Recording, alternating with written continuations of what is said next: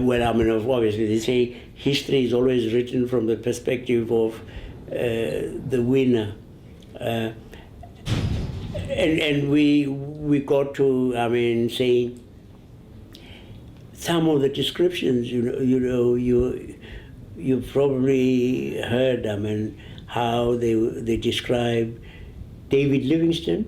David Livingstone was a missionary, and he went up to Rhodesia, as it was then, and one of the descriptions of David Livingstone was David Livingstone discovered the Victoria Falls. Now, discover means it is something that was unknown before. So, all of those black people who lived around Victoria Falls didn't know there was a Victoria Falls until David Livingstone came along and he said, "Hey, you know, you guys, here, this is Victoria Falls." Said, "Oh, really? I mean, we didn't."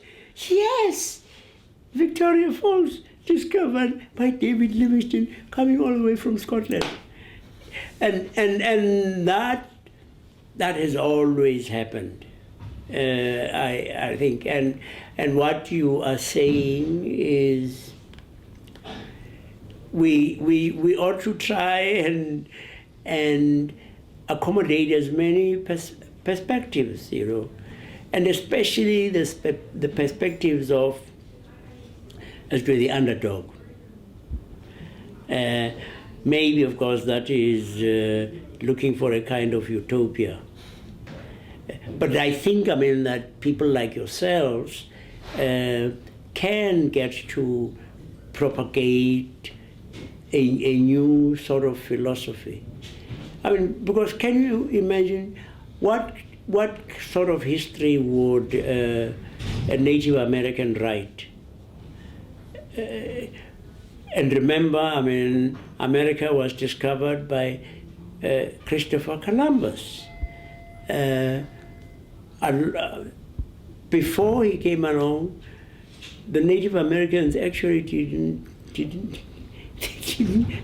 know. I mean, they didn't know the land in which they live.